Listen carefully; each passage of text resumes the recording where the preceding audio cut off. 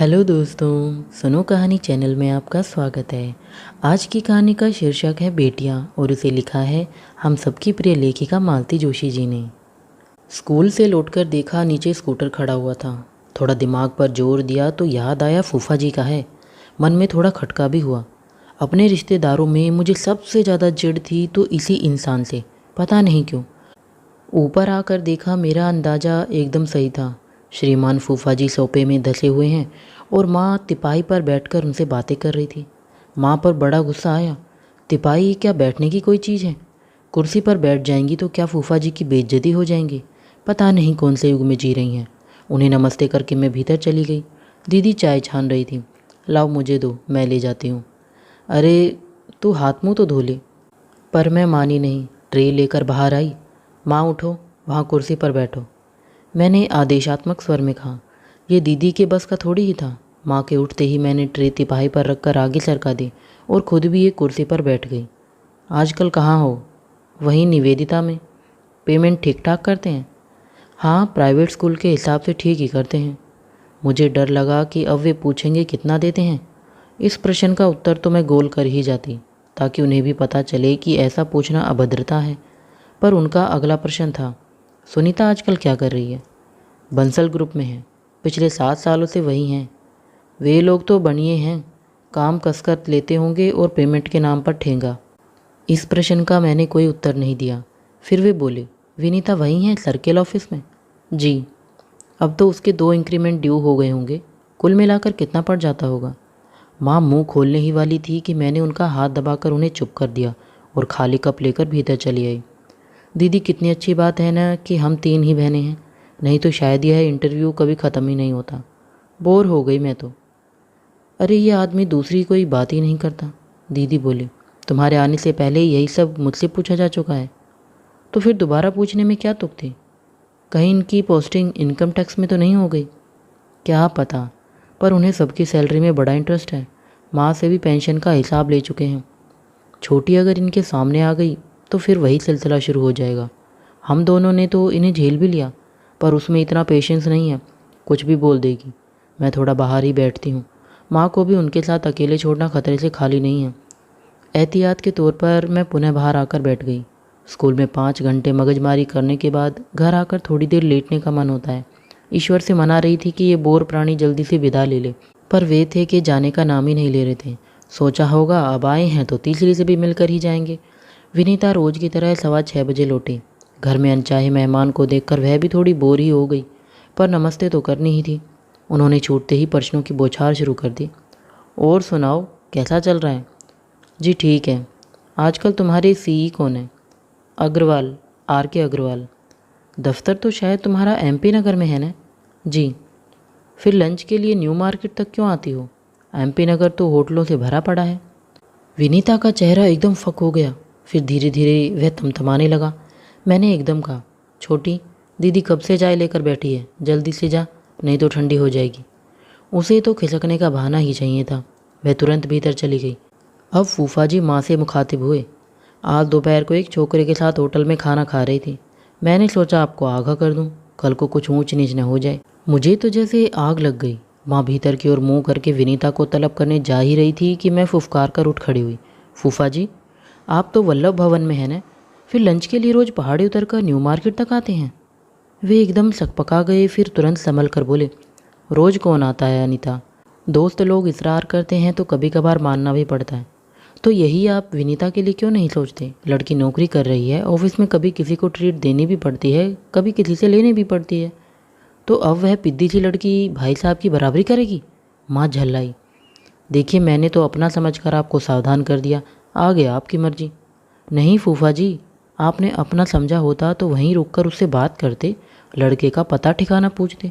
वह तो आपने किया नहीं, शिकायत करने यहाँ दौड़े चले आए। आपको यह शोभा नहीं देता? चुप कर लड़की, माँ गुर्राई। पर मैं चुप नहीं हुई। कहा, फूफा जी, पापा की तेरी खाकर आप जो गए तो उसके बाद आज दर्शन दिए हैं। इस बीच आप लोगों ने कभी यह सोचने की भी कोशिश नहीं की कि हम लोग कैसे जी रहे हैं? अपने लोग क्या ऐसे होते हैं? वे एकदम उठ खड़े हुए। चलता हूँ भाभी जी, मैं नहीं जानता था कि आपकी बेटियों के पर निकल आए हैं, उन्होंने कहा और दन दनाते हुए सीढ़ियाँ उतर गए। उनके जाते ही माँ मुझ पर फट पड़ी। 2 मिनट चुप नहीं रह सकती तुम? हर बात का जवाब देना क्या ज़रूरी है? अब वे पूरी बिरादरी में जाकर मेरे नाम के कसीदे पढ़ेंगे कि लड़कियों को क्या अच्छे संस्कार दिए हैं। मुझे बोलने का शौक़ नहीं है माँ, पर तुम्हारी वजह से बोलना पड़ता है।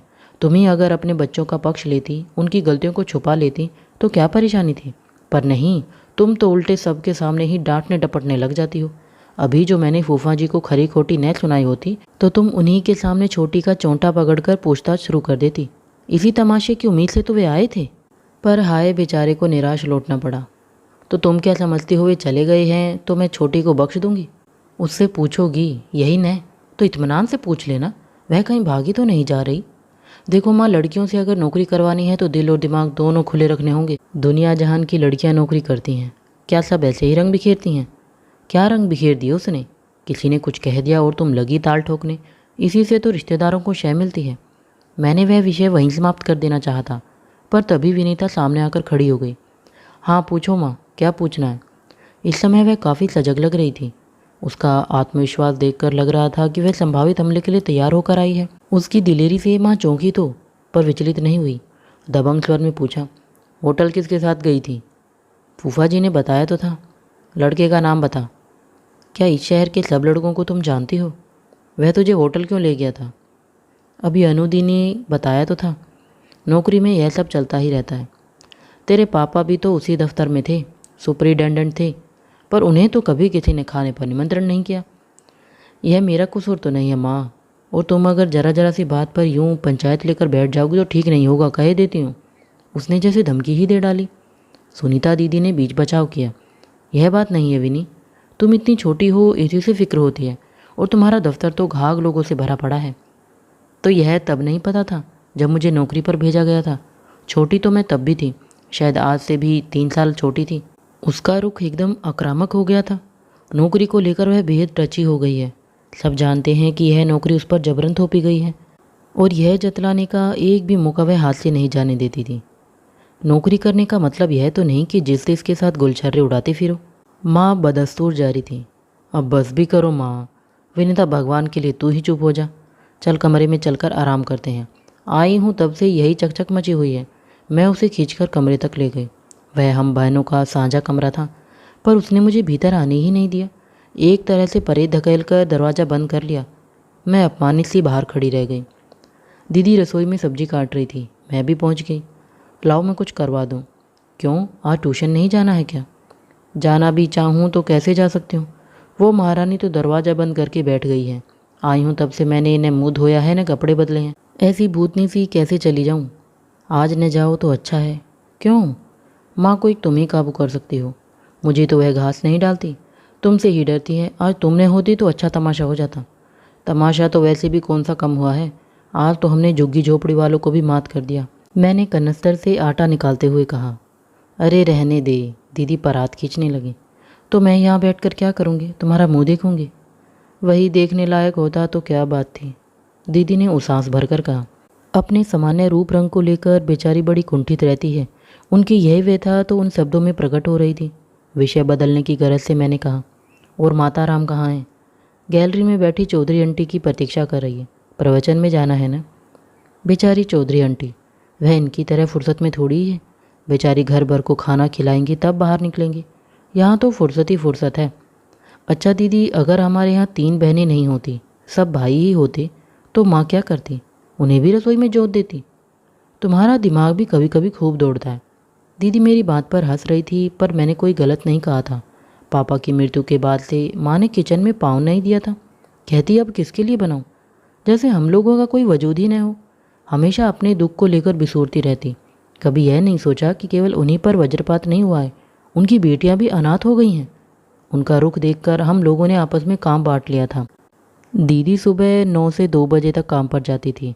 मेरा स्कूल 12 से 5 तक था, इसलिए सुबह का खाना मैं बनाती थी, शाम को दीदी देख लेती थी। विनीता छोटी थी और हमेशा छोटी ही बनी रही। भाभी जी, नीचे से चौधरी आंटी की आवाज़ आई। माँ तो तैयार ही थी। उन्होंने भीतर आकर जैसे दीवारों से कहा, मैं जा रही हूँ, और चली गई। हम दोनों निशब्द उनका सीढ़ियों से उतरना सुनते रहे। बड़ी देर बाद दीदी बोली, अनु, माँ का कुछ करना पड़ेगा। क्या? देखो ने, इतना पूजा पाठ करती है, व्रत उपवास करती है, सत्संग में जाती है, पर उनके स्वभाव में कोई परिवर्तन नहीं आता, बल्कि और भी बदतर होता जा रहा है। दीदी ठीक कह रही थी। पापा की मृत्यु के बाद से माँ बहुत ही चिड़चिड़ी हो गई थी। पता नहीं कैसी असुरक्षा की भावना उनके मन में घर कर गई थी। वे हर किसी को संदेह की दृष्टि से देखने लगी थी। मेरी तो उनसे हमेशा झड़प हो जाती है। दीदी बेचारी बहुत शांत और सहनशील है, पर मैं बहुत मुंहफट हूँ। किसी की गलत बात तो मैं सहन ही नहीं कर सकती। विनीता को इतने दिनों तक हम लोग छोटी सी मासूम सी गुड़िया समझते थे, पर जब से नौकरी करने लगी है वह मेरे भी कान काटने लगी है। माँ चली गई तो दीदी ने कहा, अनु एक बार दरवाज़ा खटखटा कर तो देख, मुझे डर लग रहा है। तुम क्या सोचती हो वह पंखे से लटक जाएगी? चुप कर, जो मुंह में आया बोल देती हो। फिर डर किस बात का लग रहा है? मैंने छेड़ा। दीदी झेंप गई। यही डर लग रहा है रे, आजकल रोज़ तो किससे सुनती हो। फिर भी तुम्हें डरने की ज़रूरत नहीं है। आत्महत्या वे लोग करते हैं जिनके सपने टूट जाते हैं। वीनी ने तो अभी सपने देखना शुरू किया है। मेरा अनुमान एकदम सही था। करीब 8:30 बजे वह बाहर निकली और रोज़ की तरह लड़ियाकर बोली, दीदी खाने का क्या डाल डोल है? बहुत भूख लग रही है। खाना तो लाडो कब से तैयार है। मैंने कहा, हम तो बस तुम्हारे कोप भवन के खुलने की प्रतीक्षा कर रहे थे। रोज़ की तरह तीनों खाने की मेज़ पर बैठी। माँ ने रात का खाना करीब करीब छोड़ ही दिया था, फिर भी विनीता ने पूछ ही लिया, माताश्री का आज क्या फिर उपवास है? उपवास भी है और उन्हें प्रवचन में भी जाना था। उनसे कहो यार, मज़े से दोनों वक्त खाए पिए और खुश रहे। जियो और जीने दो। भूखी रहती है तो दिमाग में गर्मी चढ़ जाती है, सारा घर परेशान होता है। उसके इस कथन पर हमने कोई प्रतिक्रिया व्यक्त नहीं की और चुपचाप खाना शुरू किया। दीदी मुझे बार बार इशारा करती रही कि मैं उस लड़के के बारे में पूछूं। उनकी अपनी हिम्मत तो नहीं पड़ रही थी। मैंने जानबूझकर उन्हें अनदेखा किया। मैं खाने को बदमज़ा नहीं करना चाहती थी। हम लोग रोज़ की तरह कैसेटों की, सिनेमा की, क्रिकेट की बातें करते रहे। भोजन सानंद संपन्न हो गया।